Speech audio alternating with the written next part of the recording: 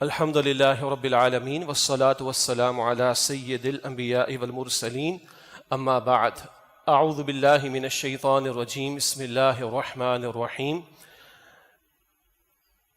یا ایہا الذین آمنوا لا تخونوا اللہ والرسول وتخونوا اماناتکم وانتم تعلمون واعلموا انما اموالکم واولادکم فتنہ وَأَنَّ اللَّهَ عِنْدَهُ أَجْرٌ عَظِيمٌ صدق اللہ العظیم۔ اللہم صلی علی محمد وعلی آل محمد وبارک وسلم۔ رب اشرح لی صدری ویسر لی امری واحلل عقدۃ من لسانی یفقہوا قولی واجعل لی وزیرا من اہلی آمین یا رب العالمین۔ جمعے کی گفتگو کا ایک اہم مقصد وعظ اور نصیحت اور یاد دہانی ہوا کرتی ہے۔ قرآن حکیم اپنے لیے بھی وعظ کا لفظ استعمال کرتا ہے۔ سورہ یونس آیت نمبر 57 میں ذکر آیا کہ یا ایھا الناس قد جاءتکم موعظۃ من ربکم، اے انسانو، اے لوگو، تمہارے پاس تمہارے رب کی طرف سے وعظ آ گیا ہے۔ وعظ اس بات کو کہتے ہیں جو بات دل کو نرم کر دے۔ یقیناً اللہ کی بات سے بڑھ کر کوئی بات دلوں کو نرم کرنے والی نہیں، اللہ کے رسول علیہ السلام کی بات سے بڑھ کر کوئی بات دلوں کو نرم کرنے والی نہیں۔ تو جمعے کا مقصد بھی ہے کہ دلوں کی نرمی کا معاملہ۔ اسی طرح غفلت طاری ہو جاتی ہے تو وہ غفلت دور ہو جائے، ہفتے بھر کی غفلت دور ہو جائے۔ یہ بڑا اجتماع ہوتا ہے جمعے کا، نماز تو پنج وقتہ فرض ہے، لیکن جمعے کو جمعہ بنانے والی شے خطاب یا خطبہ جمعہ ہے کہ جس میں کچھ وعظ و نصیحت کا اہتمام ہو۔ اور اللہ کے رسول علیہ السلام کا جو وعظ ہوتا تھا وہ قرآن کریم کے ذریعے ہوتا تھا۔ چنانچہ خطبہ جمعہ جو اللہ کے رسول علیہ السلام عطا فرماتے، اس کی جو کیفیت سنن ابی داؤد کی روایت میں ہمیں ملتی ہے کہ کان یقرأ القرآن ویذکر الناس، اللہ کے رسول مکرم صلی اللہ علیہ وسلم قرآن پڑھتے اور لوگوں کو تذکیر فرمایا کرتے تھے۔ تو ہماری بھی کوشش ہوتی ہے کہ کبھی ایک آیت قرآنی، کبھی دو آیات، کبھی اس سے زائد، کہ ان کے ذریعے سے ہی اپنے لیے، آپ کے لیے، ہم سب کے لیے یاد دہانی کا سامان ہو۔ بعض باتیں کبھی ذرا تفصیل طلب ہوتی ہیں اور بعض باتیں بہت سادہ بھی ہوتی ہیں جن کی یاد دہانی ضروری ہوا کرتی۔ کئی مرتبہ ایسا ہوتا ہے کہ بعض بڑی اونچی سطح کی باتیں ہو رہی ہوتی ہیں اور ضروری بھی ہوتی ہیں، لیکن بہت ہی بنیادی باتوں سے لوگ صرف نظر کر جایا کرتے ہیں۔ بہرحال آج بھی دو آیات کا انتخاب ہے میری اور آپ کی یاد دہانی کے لیے۔ یہ سورہ انفال ہے قرآن حکیم کے 90 پارے میں، اور سورہ انفال کی آیت نمبر 27 اور 28 میں نے آپ کے سامنے تلاوت کی۔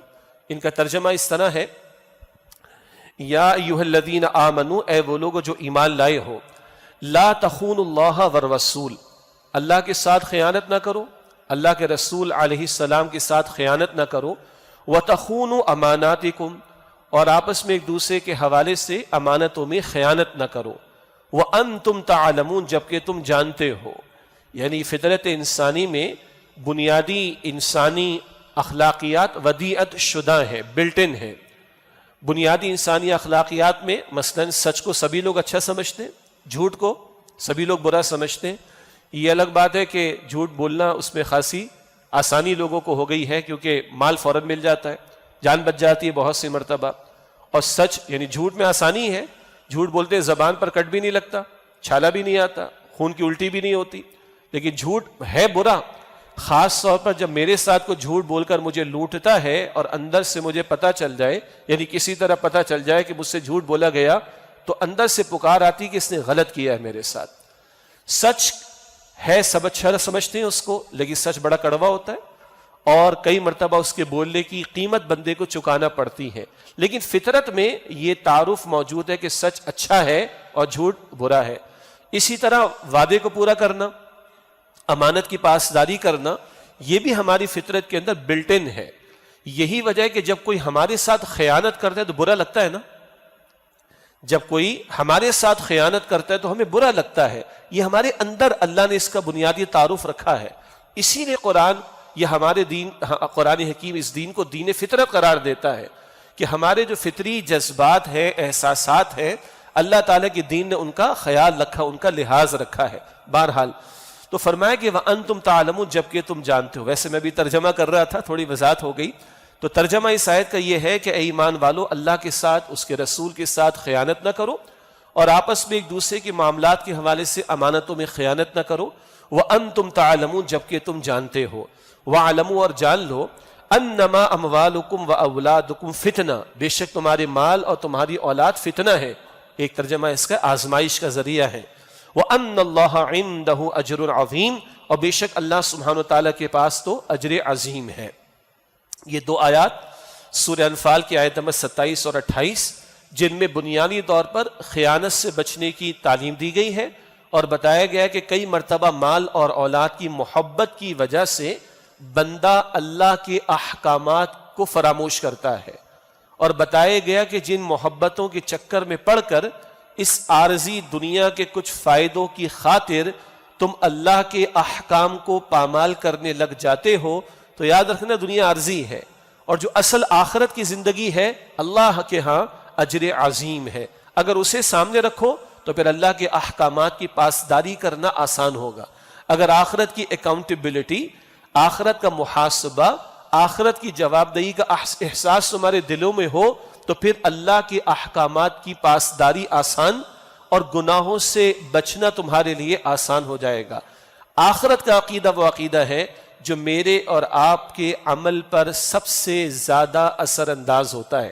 جتنا موت کو بندہ بھولتا ہے، کل کی جواب دہی کے احساس کو بھولتا ہے، اتنا ہی وہ عمل کے اعتبار سے بگاڑ کے اندر مبتلا ہو جاتا ہے۔ تو جا بجا احکام کے بعد اور احکام کے ساتھ اللہ تعالیٰ آخرت کا بھی تذکرہ فرماتا ہے۔ اب آئین آیات کا مختصر مطالعہ کر لیں۔ فرمایا یا ایھا الذین آمنوا، اے وہ لوگو جو ایمان لائے ہو۔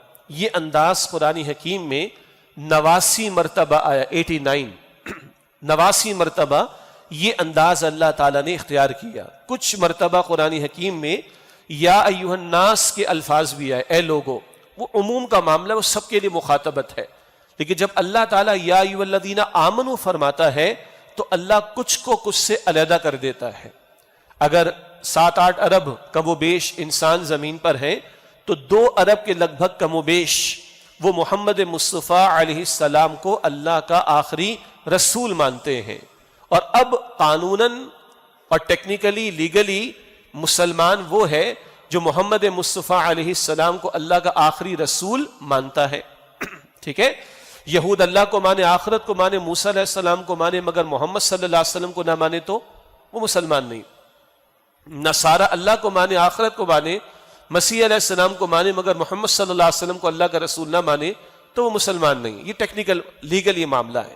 اسی لیے فقہاء اور اہل علم نے ایمان کی جو تعریف کی ہے وہ کیا ہے؟ تصدیق بما جاء بہ النبی صلی اللہ علیہ وسلم، ہر وہ خبر جو محمد صلی اللہ علیہ وسلم لے کر آئے اس کی تصدیق کرنا، یہ ایمان ہے۔ ہاں جیسے کہ میں نے عرض کیا، وہ یہود و نصارہ مسلمان اس لیے نہیں قرار پاتے کہ وہ محمد مصطفیٰ علیہ السلام کو اللہ کا آخری رسول نہیں مانتے، یہ عقیدے کا معاملہ ہے۔ البتہ ان تک محمد مصطفیٰ علیہ السلام کی تعلیم کو پہنچانے کی ذمہ داری ہم مسلمانوں کے کاندھوں پر ہے۔ ختم نبوت کے بعد اب انسانیت تک اللہ کے پیغام کو پہنچانے کی ذمہ داری بہرحال وہ ہمارے کاندھوں پر ہے۔ تو ان کے بارے میں یہ کہتے ہوئے کہ کیونکہ وہ آخری رسول پر ایمان نہیں رکھتے اس لیے مسلمان نہیں، جتنا یہ ہم کہتے ہیں اتنا ہی اس بات پر توجہ کرنے کی ضرورت ہے کہ بحیثیت امت ان لوگوں تک بھی اور ان لوگوں تک بھی جو اللہ کو نہیں مانتے، ان لوگوں تک بھی جو آخرت کو نہیں مانتے، اللہ کے رسول محمد صلی اللہ علیہ وسلم کی تعلیم کو پہنچانے کی ذمہ داری ہمارے کاندھوں پر ہے۔ تو ورڈکٹ دینا ایک بات ہے اور اپنی رسپانسبلٹی کو ماننا دوسری بات ہے۔ ان کے بارے میں یہ کہنا وہ مسلمان نہیں ایک نقطہ ہے اور ٹیکنیکلی نہیں ہے، مگر ہم مسلمان ذمہ دار ان تک پہنچائیں، اس کا احساس کرنے کو آج ایک عظیم اکثریت ہماری تیار نہیں ہے۔ بہرحال تو قرآن کریم جب یہ کہتا ہے یا ایھا الذین آمنو، تو وہ اللہ 2 ارب ایمان والوں کو بقیہ سے علیحدہ کرتا ہے۔ بقیہ سے ایمان لانے کا مطالبہ ہے، ان سے نماز کا، زکوٰۃ کا، روزے کا، حج کا تقاضا نہیں، ان سے تو تقاضا ہے کہ آمینو، پہلے ایمان لاؤ، مگر جو ایمان لا چکے ان سے اللہ سبحانہ وتعالیٰ پھر اعمال کا تقاضا کرتا ہے۔ تو یہ انداز قرآن حکیم میں کم و بیش 89 مرتبہ 89 ٹائمز آیا ہے کہ اللہ ماننے والوں سے اب کچھ تقاضے کرتا ہے۔ معلوم ہوا کہ کلمے کا اقرار فقط کافی نہیں، اللہ اور اللہ کے رسول کو مان لینا کافی نہیں، اللہ اور اس کے رسول کی ماننا بھی لازم ہے، اور یہ ماننے کا تقاضا تو پورے اسلام کے اعتبار سے ہے۔ سورہ البقرہ کی آیت نمبر 208 میں ذکر ہے کہ ادخلوا فی السلم کافہ، اسلام میں پورے کے پورے داخل ہو جاؤ۔ اللہ مجھے اور آپ کو توفیق عطا فرمائے۔ تو جب یہ مخاطبت آئے، جب انداز یہ ہو خطاب کا اللہ کی طرف سے یا ایھا الذین آمنو، تو ہمیں اپنے صاحب ایمان ہونے کی نعمت کا ادراک بھی ہونا چاہیے۔ کسی کافر کے گھر میں پیدا ہوئے ہوتے، کتنا ٹائم تھا ہمارے پاس کہ ہم ریسرچ کرتے، نیوٹرل ہو کے اور غور و فکر کر کے خالق کائنات کو پہچانتے، پھر رسالت کی اہمیت و ضرورت کو پہچانتے، اور پھر آخری رسول کو ماننے تک ہم پہنچ جاتے۔ آج کہاں ٹائم ہے لوگوں کے پاس؟ جی، تو اللہ کی اس نعمت کا ادراک بھی ہو جب یہ مخاطبت کا انداز آتا ہے کہ یا ایھا الذین آمنو، اے ایمان والو، اے ایمان والو، اے ایمان والو۔ اب اللہ مجھ سے اور آپ سے خطاب کر کے کچھ تقاضے فرما رہا ہے۔ اب وہ تقاضے کیا ہیں؟ یہاں فرمائے کہ لا تخونوا اللہ والرسول، اللہ کے ساتھ خیانت نہ کرو، رسول علیہ السلام کے ساتھ خیانت نہ کرو، وتخونوا اماناتکم، اور آپس میں ایک دوسرے کے ساتھ جو تمہاری امانتیں ہیں ان میں خیانت کا معاملہ نہ کرو۔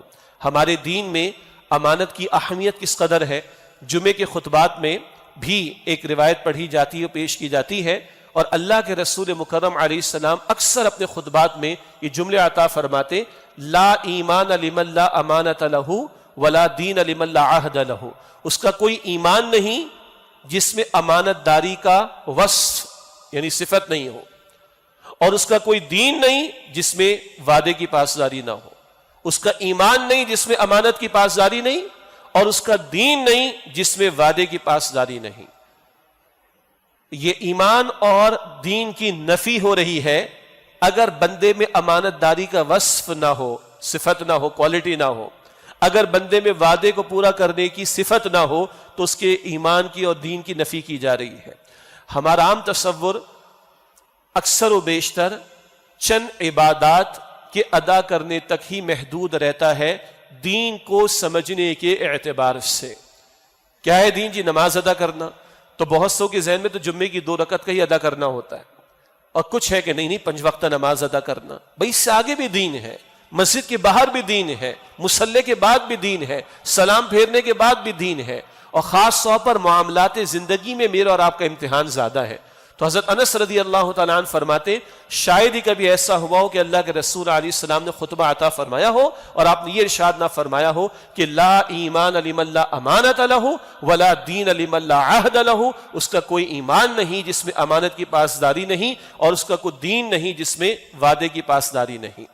اور اسی طرح جنت الفردوس پانے والے کون؟ سورۃ المؤمنون 18ویں پارے کے شروع میں اس کی ابتدائی 11 آیات میں اللہ سبحانہ وتعالیٰ نے جنت الفردوس پانے والوں کی صفات بیان فرمائی، ان میں بھی یہ باتیں شامل ہیں۔ لِأَمَانَاتِهِمْ وَعَهْدِهِمْ رَاعُونَ، وہ اپنی امانتوں کا لحاظ رکھتے ہیں اور اپنے وعدوں کی پاسداری کرتے ہیں۔ تو یہ تو ہماری بنیادی صفات ہے، ایک بندے مومن کی بنیادی صفات ہے، اور یہ جنت الفردوس پانے والوں کی صفات ہے۔ اور اگر ایمان کا دعویٰ ہے تو امانت کی پاسداری کا تقاضا ہے اللہ کے رسول کی طرف سے صلی اللہ علیہ وسلم۔ دین کو ماننے کا دعویٰ ہے تو وعدے کی پاسداری کا تقاضا ہے اللہ کے رسول علیہ الصلوۃ والسلام کی طرف سے۔ آج ہم اپنے قومی مزاج کو دیکھیں، استاد محترم بانی تنظیم اسلامی ڈاکٹر اسرار صاحب فرماتے تھے رحمۃ اللہ علیہ، پہلے تو حدیث سن لیں۔ اللہ کے رسول علیہ السلام فرماتے ہیں، بخاری شریف میں 3 باتیں، مسلم شریف کی روایت میں 4 باتیں۔ آپ نے فرمایا کہ منافق کی نشانیاں کیا ہیں؟ جب بات کرے گا جھوٹ بولے گا، جب وعدہ کرے گا توڑے گا، جب اس کے پاس امانت رکھوائی جائے گی خیانت کرے گا، اور جب جھگڑے کا موقع آئے گا تو گالیاں دے گا۔ 4 باتیں: جھوٹ، خیانت، وعدہ خلافی اور گالیاں دینا۔ اور اللہ کے رسول علیہ السلام فرمایا کہ جس میں 4 باتیں وہ پکا منافق ہے، اور جن میں ان میں سے کوئی ایک ہے وہ اتنا، 2 تو اتنا پرسنٹ 50%، اتنا تو 3 تو 75%، تو جس میں 4 ہیں وہ پکا منافق ہے، اور جس میں جتنی اس طرح کی صفات وہ اتنا ہی منافق ہوگا۔ تو ڈاکٹر شاہ صاحب رحمۃ اللہ علیہ فرماتے تھے کہ آج ہمارا قومی مزاج کیا ہے عموم کے اعتبار سے؟ جو جتنے بڑے عہدے پر ہے اتنا بڑا جھوٹا، اتنا بڑا وعدہ خلاف، اتنا بڑا خیانت کرنے والا، اور میں ایڈ کر دوں اب اتنا بڑا گالیاں دینے والا۔ یہ آج پوری رات جو قوم ٹاک شوز دیکھتی ہے، ہمارے انورٹڈ کام بڑے بڑے اینگر پرسنس ایسے بعض اوقات بیٹھے ہوتے ہیں کہ چیف جسٹس سے بھی ان سے پوچھ کے فیصلے کرنے ہوتے ہیں، اور بعض اوقات اس سے بھی آگے کی بات. بہرحال اس میں جو زبان استعمال ہوتی ہے ان پولیٹیشنز کے درمیان، کیا وہ گھر والوں کے ساتھ، اچھا شرفاء کے گھرانوں کی بات کر رہا ہوں میں، اب تو شرافت کی بھی معیارات بدل گئے نا. کیا شریف گھرانے کے والدین اپنے بچوں کے ساتھ بیٹھ کر ان کی زبان سن سکتے ہیں؟ جس طرح کی گفتگو وہاں پر کی جاتی ہے، تو گالیاں بھی، وعدہ خلافی بھی، خیانت بھی اور جھوٹ بھی. قومی مزاج بنا ہوا آج ہمارا، اللہ ماشاء اللہ قومی مزاج. اور اللہ کے پیغمبر فرمانے جس میں چاروں پکا منافق، اور جس میں جتنا وہ اتنا % منافق. ہاں کوئی منافق کا فتویٰ نہیں لگایا جائے گا. اور سچی بات یہ ہے کہ یہ تبصرہ دوسروں کے بارے میں کم، اپنے بارے میں ہمیں زیادہ غور و فکر کے ساتھ دیکھنا چاہیے. یعنی اس وقت تو جمعے کی گفتگو ہو رہی ہے نا، خطاب کی، یہ تبصرہ اس لیے ہو رہا ہے کہ میں بھی اپنے اندر جھانکوں ان 4 باتوں کے اعتبار سے، جھوٹ، وعدہ خلافی، خیانت اور گالیاں، میں کہاں کھڑا ہوں. اور ہر شخص اپنا جائزہ خود لے اور محمد مصطفیٰ علیہ السلام کی حدیث مبارک کو سامنے رکھے. ان 4 صفات جو کہ منافقین کی ہیں، ان میں سے خیانت ہے. جب بھی امانت رکھوائی جائے گی وہ خیانت کرے گا. البتہ امانت کے تصور کو بھی سمجھنے اور وضاحت کرنے کی ضرورت ہے. ایک عام تصور ہے کہ امانت کیا ہے، کسی نے آپ کے پاس، میرے پاس کچھ روپے رکھوائے، کچھ شے رکھوائی، ہم نے اس کو واپس کر دیا، ٹھیک ہے. یہ امانت کا ایک تصور ہے، یہ امانت کا کل تصور نہیں. اگر امانت کے تصور کو کھولے تو زندگی کا ہر گوشہ ہی اس کے اندر شامل ہو جائے گا. اللہ کے رسول علیہ السلام نے یہاں تک فرمایا کہ المجالس بالامانہ، مجالس میں گفتگو ہوتی ہے، کمپنیز کی میٹنگز ہوا کرتی ہیں، ہائی آفیشلز کی جو ہے وہ آپس کے کچھ میٹنگز ہوا کرتی ہیں، کہیں بھی ہے، اور وہ معاملات انہی لوگوں تک محدود رہنے چاہیے کہ جو متعلقہ لوگ ہیں، کسی گورنمنٹ کے ادارے میں ہو، پرائیویٹ سیکٹر کے اندر وغیرہ وغیرہ. تو ان مجلسوں میں جو کلام ہوا وہ ان افراد متعین یا متعلقہ انہی کے درمیان رہے. یہاں کی بات لیک ہو رہی، آؤٹ کی جا رہی، یہ بھی خیانت ہے. اللہ کے رسول فرما رہے مجلس کی باتیں بھی امانت ہوا کرتی. حدیث میں ذکر آیا کہ ایک شخص تمہیں کہتا ہے کہ میرا سلام فلاں کو پہنچا دینا، یہ فلاں کو سلام پہنچانا اب امانت ہے آپ کے پاس، میرے پاس. امانت کا یہ وسیع تر تصور. اور کھولتے چلے جائیں، اللہ نے مجھے اور آپ کو یہ وجود دیا ہے، اس کا مالک میں اور آپ تو نہیں. یہ تو آج لوگوں کے تصور ہے، it's my style, it's my choice, میری مرضی، جو چاہوں سو میں کروں. یہ باغیانہ جملے، سرکشی والے جملے، یہ اللہ کی اتھارٹی کو چیلنج کرنے والے جملے. بندے ہو، بندے بنو، اوقات میں رہو. ہم اس وجود کے مالک نہیں، مالک اللہ ہے. میں تو امین ہوں، کسٹوڈین ہوں. اس وجود کے بارے میں کل اللہ کا جواب دے ہوں، زندگی کے بارے میں جواب دے ہوں. مشہور حدیث کے 5 سوال، جامع ترمذی شریف کی روایت. بندہ اپنی جگہ سے قدم ہٹا نہیں سکے گا جب تک کہ 5 سوالات کے جوابات نہ دے دے. یہ آپ کو مجھے میڈیا پہ نہیں بتائے جائیں گے جی، اس کی اپڈیٹس نہیں آئیں گی. فائنل شروع ہو جائے گا 1 بجے، اس کی اپڈیٹس 12 بجے سے آنا شروع ہو جاتی ہیں. لیکن میری اور آپ کی زندگی، فائنل سمجھ گئے نا آپ لوگ جی. بس میں کرکٹ پہ اور کچھ کہنا نہیں چاہ رہا، لوگ خواہ خواہ ناراض ہوتے ہیں. وہ ہو جائے اس کے بعد بات کر لیں گے پھر، ٹھیک ہے جی. لیکن جو سوالات آپ سے مجھ سے قبر میں ہونے، جو سوالات مجھ سے اور آپ سے لازماً قیامت کے دن ہونے، یہ آپ کو مین سٹریم لائن میڈیا میں کبھی نظر انہی چکروں میں لگائے رکھو. قوم کا بیڑا غرق ہو، قوم کا ستیہ ناس ہو، ملک کی سلامتی سٹیک پر ہو، ملک کے نظریے کو جو ہے وہ تار تار کیا جا رہا ہو، کوئی پریشانی نہیں، لگے رہو اسی کے اندر جی. اللہ کے ساتھ خیانت جو آیت میں بات آ رہی ہے، عرض کر رہا ہوں میں آپ کے سامنے، اس پر کلام نہیں ہوگا. وہ سوال کیا ہے؟ بتاؤ زندگی تم نے کہاں لگائی؟ آپ کی میری زندگی کے اہم ترین سوال. بتاؤ جوانی کہاں کھپائی؟ بتاؤ مال کہاں سے تم نے کمایا؟ بتاؤ مال کہاں خرچ کیا؟ اور جو علم حاصل کیا اس پر تم نے کتنا عمل کیا؟ یہ آپ کی میری زندگی کے اہم ترین سوال. ان کے جواب دیے بغیر اللہ کے رسول علیہ السلام نے فرمایا بندے کے قدم اس کی جگہ سے ہٹ بھی نہیں سکیں گے. زندگی کہاں لگائی؟ جوانی کہاں کھپائی؟ مال کہاں سے کمایا؟ مال کہاں خرچ کیا؟ اور جو علم حاصل کیا اس پر کتنا عمل کیا؟ 2 سوال زندگی کے بارے میں، 2 سوال مال کے بارے میں، اور 1 سوال علم کے بارے میں. آج کیا نالج ہے لوگوں کے پاس؟ اسمارٹ فون ہر ایک کے پاس ہے. امام گوگل پہ جو ڈالو سرچ کر کے وہ نکال دیتا ہے آپ کو. خوب نالج ہے، اور جناب ایک سے ایک بڑھ کر ہر آدمی اپنی جگہ اینالسٹ بنا ہوا ہے اور ایکسپرٹ اوپینین رکھنے والا. پوچھا جائے گا جو علم حاصل کیا اس پر تم نے کتنا عمل کیا. بہرحال عرض کرنے کا مطلب ہے یہ وجود اللہ کی امانت. اس وجود میں روح پھونکی گئی ہے، یہ روح اللہ کی امانت ہے میرے اور آپ کے پاس. اللہ نے مجھے اور آپ کو ایمان کی دولت دی ہے، یہ امانت ہے میرے اور آپ کے پاس. اللہ نے مجھے اور آپ کو قرآن کی نعمت دی ہے، یہ امانت ہے میرے اور آپ کے پاس. محمد مصطفیٰ دے کر گئے صلی اللہ علیہ وسلم. حجۃ الوداع کا موقع ہے، میں چلا جاؤں گا، تمہارے درمیان دو چیزیں چھوڑ جاؤں گا. ایک روایت کے مطابق میری اللہ کی کتاب قرآن اور میری سنت رسول اللہ علیہ السلام کی سنت. تو اللہ کی کتاب میرے آپ کے پاس امانت. اللہ کا یہ دین جو مکمل ہو کر محمد مصطفیٰ علیہ السلام کو دیا گیا، وہ دین کامل آج میرے اور آپ کے پاس بطور امانت موجود ہے. اللہ کے رسول کی محنت، وہ محنت جو طائف ان کو لے گئی، وہ محنت جو ہجرت ان کو کرا گئی، وہ محنت جو احد میں ان کا خون بہا گئی، بہانا خون حضور کا احد کے میدان میں، وہ محنت جس سے 70 صحابہ شہید اللہ کی راہ میں قرار دی اور اللہ کے رسول نے ان کے لاشیں اٹھائے، وہ محنت کے حضور کے پیٹ پر پتھر بندھے، وہ محنت کے حضور کے گھر میں 2 مہینے چولہا نہیں جلا، وہ محنت کے 259 صحابہ کی جانیں اللہ کی راہ میں پیش ہوئیں. تب قرآن کہتا ہے جال حق و زحق الباطل ان الباطل کان زہوقا، حق آ گیا اور باطل مٹ گیا، بے شک باطل ہے ہی مٹنے کے لیے. وہ محنت آج اس کا قرض ایک امانت ہے میرے اور آپ کے پاس. یہ شہادت گئے الفت میں قدم رکھنا ہے. لوگ آسان سمجھتے ہیں مسلمان ہونا. اللہ کی جنت سستی تو نہیں ہے میرے بھائی کہ آن لائن آرڈر پلیسمنٹ کے اوپر مجھے اور آپ کو مل جائے گی. قطعاً نہیں. اللہ کی جنت کو تو مشقتوں سے گھیرا گیا ہے. اللہ کے رسول نے فرمایا صلی اللہ علیہ وسلم. تو اب قرآن کی اس آیت کو ذہن میں رکھیں. یا ایھا الذین آمنوا، اے وہ لوگوں جو ایمان لائے ہو، لا تخونوا اللہ والرسول، اللہ کے ساتھ خیانت نہ کرو، اللہ کے رسول کے ساتھ خیانت نہ کرو صلی اللہ علیہ وسلم.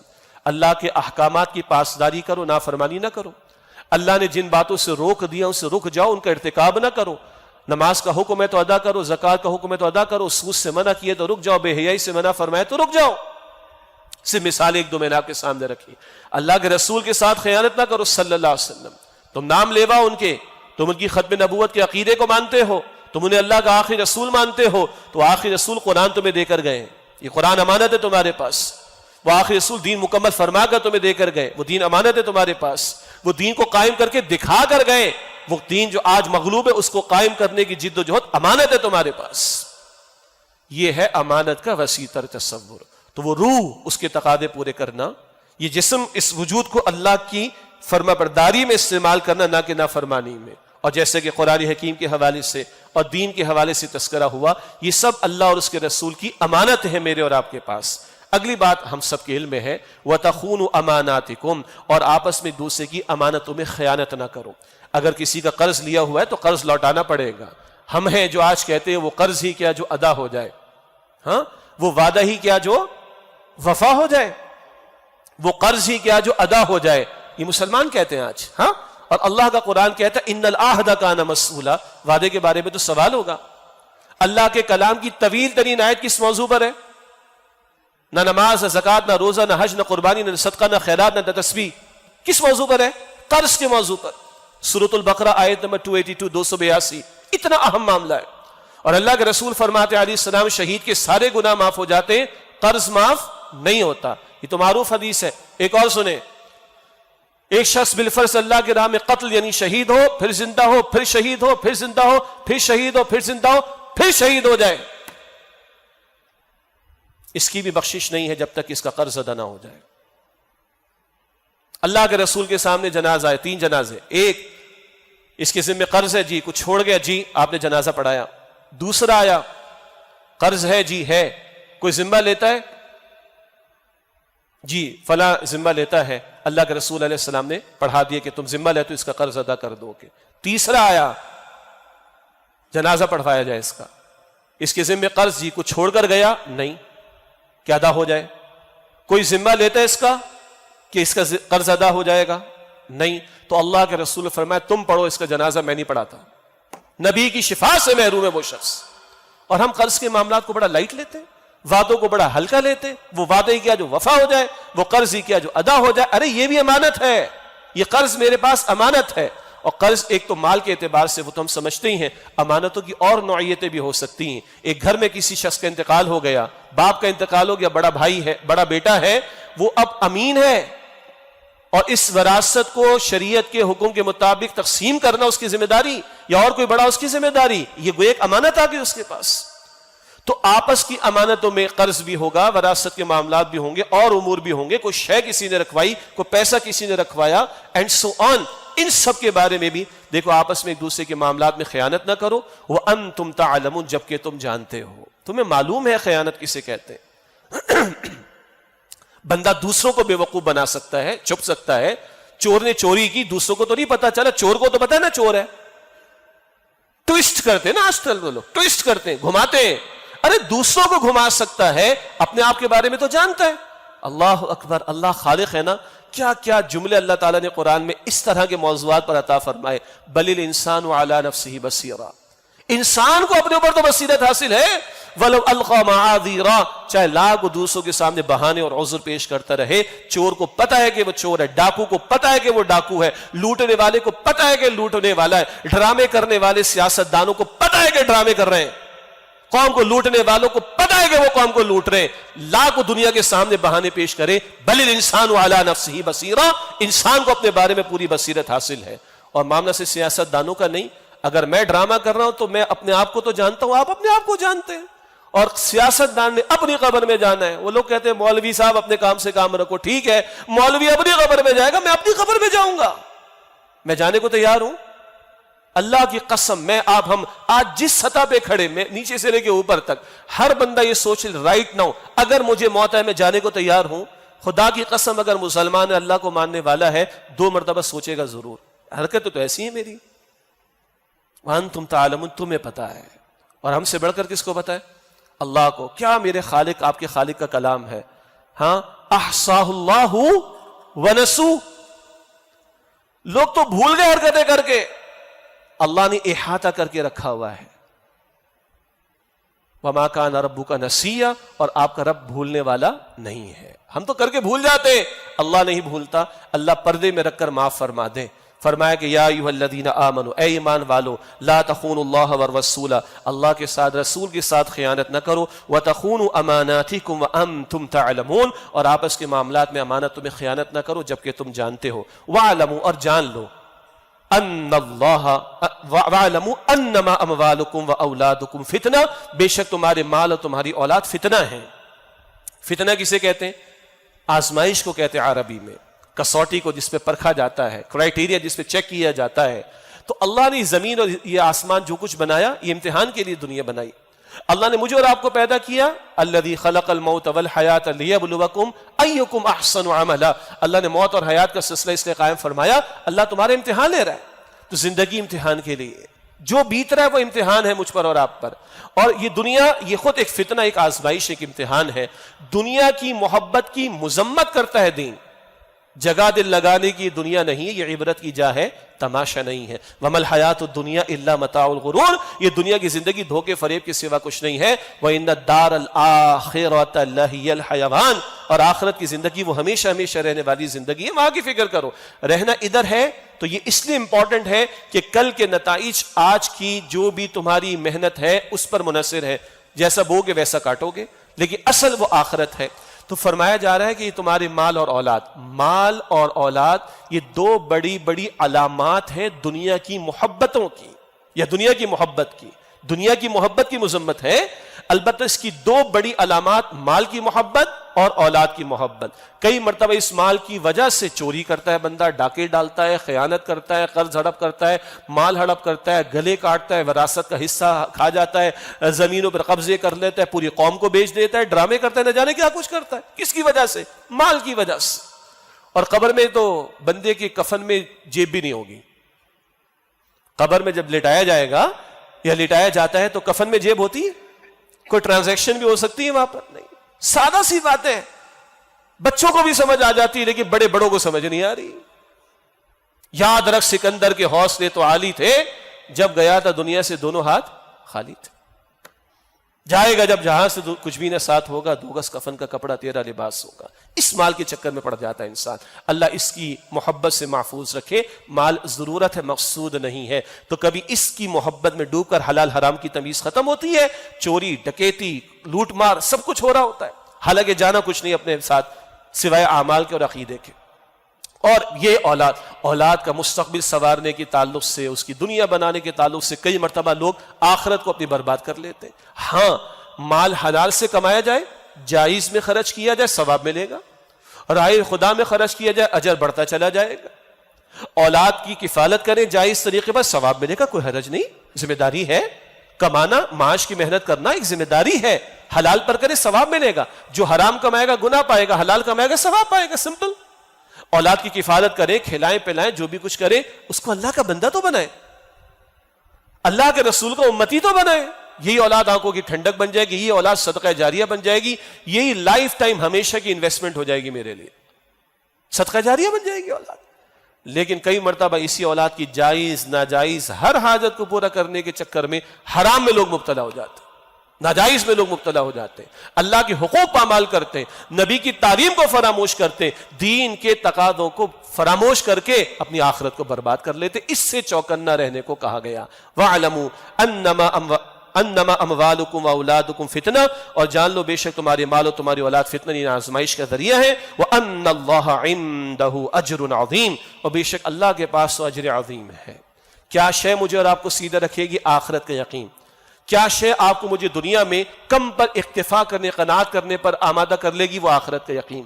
کیا شے مجھے اور آپ کو جھوٹ سے، حرام سے بچنے پر آمادہ کرے گی؟ ادھر چھوڑو حرام کو، آخرت میں ہمیشہ ہمیشہ کی نعمتیں جنت میں۔ وہ آخرت کا عقیدہ جس قدر پختہ ہوگا، ادھر ہم سیدھے رہیں گے، خیانت نہیں کریں گے، امانت کی پاسداری کریں گے، اللہ کے وفادار رہیں گے، اللہ کے رسول علیہ السلام کے وفادار رہیں گے۔ اور اگر آخرت سامنے نہ ہو تو بندہ اللہ کے ساتھ بھی، معاذ اللہ، اس کے دین کے ساتھ بھی غداری کرتا ہے، سرکشی کرتا ہے، فراموش کرتا ہے۔ آخرت کا عقیدہ بار بار قرآن اس پر توجہ ہمیں دلاتا ہے۔ آخر میں دو حوالوں سے گفتگو کرنی ہے۔ ایسے بدلتے حالات اور ایسے ہمارے ارباب اختیار کے معاملات ہوتے ہیں کہ کہیں مثبت بات سامنے آتی، فوراً کوئی منفی بات بھی سامنے آ جاتی ہے۔ اب بڑا اچھا بیان ہمارے وفاقی جو وزیر خزانہ ہے اسحاق ڈار صاحب کی طرف سے کہ بھئی حکومت نے فیصلہ کیا ہے کہ وفاقی شرعی عدالت نے جو ماہ رمضان 2022 میں 28 اپریل کو فیصلہ دیا تھا کہ بینک انٹرسٹ ربا ہے، حرام ہے، اور فلاں قوانین کے بارے میں پھر تفصیلی فیصلہ وفاقی شرعی عدالت نے دیا تھا، اور پھر اس کے خلاف اپیل لے کر سپریم کورٹ میں اسٹیٹ بینک آف پاکستان، پھر نیشنل بینک آف پاکستان جو کہ سرکاری بینکس ہیں، اور کچھ نجی کمرشل بینکس بھی سپریم کورٹ آف پاکستان میں چلے گئے۔ ہم نے بھرپور مذمت کی تھی، 50 سال کی محنتوں کو پھر تم زیرو کرنے کے چکر میں آ گئے۔ تو بہرحال اس وقت خوشائند بات یہ ہے، ہم اس کی تحسین کریں گے، کہیں سے خیر کا پہلو ہے تحسین کریں گے، یہی دین کا تقاضا ہے، یہی عدل کی بات ہے کہ وفاقی وزیر خزانہ صاحب نے کہا کہ جو اسٹیٹ بینک آف پاکستان گیا ہے پیٹیشن ریویو کے لیے سپریم کورٹ میں، اور نیشنل بینک آف پاکستان، تو وہ ہم اپیل واپس لے رہے ہیں۔ بہت اچھی بات ہے، اللہ تعالیٰ آپ کو جزائے خیر عطا فرمائے۔ باقی 6-7 کمرشل بینکس اور بھی ہیں، عوام اور پریشر بنائیں لوگوں کے اوپر، اور حکومت اپنے اثر اور رسوخ کو اختیار کرے، استعمال کرے۔ اسٹیٹ بینک بہت سی بات اور منواتے، پریشر ڈالے، وہ سب بھی اپنی اپیلیں واپس نکالیں، تب تو ٹیکنیکلی فیڈرل شریعت کورٹ کا فیصلہ وہ اپنی جگہ صحیح رہے گا۔ اور اگر کچھ اس میں بحث کھولنی ہے تو وفاقی شرعی عدالت میں جائیے۔ سپریم کورٹ میں جانے کا مطلب بدنیتی تھا کہ وہ اپنی جگہ جو ہے وہ فیصلہ کا لدم ہو جائے گا۔ تو اگر یہ تمام اپیلیں واپس ہوں گی تو پھر وفاقی شرعی عدالت کا فیصلہ مؤثر رہے گا۔ اس کے بعد 5 سال انہوں نے دیے تھے گورنمنٹ کو، 31 دسمبر 2027 تک، کہ پوری اکانومی کو شریعت کے حصول و تعلیم کے مطابق لایا جائے، خاص طور پہ بینکنگ سے سیکٹر کو بھی۔ اور اس کے بعد بھارت بہت سارے کرنے کے کام ہیں۔ پہلا مرحلہ تمام اپیلیں وہاں سے واپس آئیں، اس کے بعد وفاقی شرعی عدالت کے فیصلے پر منوعاً عمل کرنے کی طرف پیش قدمی ہو۔ اسلامی نظریاتی کونسل کی سفارشات وہ سفارشات ہی دے سکتے ہیں، مگر گراں قدر ہے اس سے فائدہ اٹھایا جائے۔ گورنمنٹ نے ایک ٹاسک فورس بنائی تھی پہلے، جس میں گورنمنٹ آفیشلز بھی تھے، مفتی تقی عثمانی صاحب بھی تھے، اس کے بیس کو مضبوط کیا جائے، یعنی ایسے علماء جن کی تقوی و تدین پر اعتماد بھی ہو، اور جو جدید جو مسائل معاملات بینکنگ کے، فائنینس کے، اس سے بھی واقفیت رکھتے ہیں اور دین کا علم تو رکھتے ہیں الحمدللہ، ان کو بھی ایڈ کیا جائے۔ اور نیک نیتی کے ساتھ وفاقی شرعی عدالت کے فیصلے پر کہ اس میں کچھ شارٹ ٹرم نوعیت کے کام جو فوری ہو سکتے ہیں، ان پر عمل درآمد فوراً کیا جائے، اور پھر پیش قدمی آگے بڑھے۔ اللہ ان کو جزائے خیر دے۔ اور جو بھی ریاست کے وہ ادارے جو اس سارے معاملات سے منسلک ہیں، ان کے ذمہ داروں کو بھی اللہ کا خوف کرنا چاہیے۔ 75 برس ہو گئے، ہم نے دنیا کے سامنے نمونہ پیش کرنا تھا، مگر آج تک یہ جنگ ہم ختم نہیں کر رہے۔ اللہ کرے کہ جنگ کا خاتمہ ہو، اور جلد از جلد، صرف سود کا خاتمہ نہیں، کہا اچھا وفاقی وزیر خزانہ صاحب نے کہ قرآن و سنت ہمارے لیے بالادست ہے، بہت اچھی بات ہے. تو قرآن و سنت کی بالادستی کا مطلب ہے کہ پوری مملکت خداداد کو اسلامی مملکت بنانا ہے ہم نے، اور تمام قوانین شریعت کے خلاف ان کا خاتمہ ہونا چاہیے. اللہ کرے بات الفاظ سے آگے بڑھ کر عمل کے قالب میں بھی ڈھل جائے، اللہ ان کو بھی توفیق عطا فرمائے. یہ تو خوشائن بات تھی. مگر اسی مملکت خداداد میں وہ 2018 کا ایک ایکٹ موجود ہے جو دینی سیاسی جماعتوں کو چھوڑ دے، باقی ساری سیاسی جماعتوں نے مل کر، آج کی اپوزیشن والے بھی اور آج کے حکمراں بھی مل کر جنہوں نے پاس کیا تھا وہ ٹرانسجینڈر ایکٹ، اور وہ جو مغرب کا LGBT کا جو ایجنڈا ہے وہ اور آگے بڑھ رہا ہے. اب اس کے شواہد کیا ہیں؟ ایک ایسی فلم جس میں ہم جنس پرستی اور جنسی آوارگی کو ہی پیش کیا گیا، پاکستان کے سینسر بورڈ نے اس کو اوکے کر دیا ہے. وہی مغرب کا ایجنڈا، ہم جنس پرستی کا، گندگی کا ایجنڈا، ہماری معاشرتی نظام کو برباد کرنے والا ایجنڈا، اللہ کے غضب کو دعوت دینے والا ایجنڈا، اس کے لیے گورنمنٹ نے اجازت دے دی. اب یہ عجیب بات ہے، ایک طرف خوشائند بات کرو، کوئی آتی ہے اتفاقاً، دوسری طرف یہ دھندے جاری رہتے ہیں. اللہ ان کو سمجھ دے.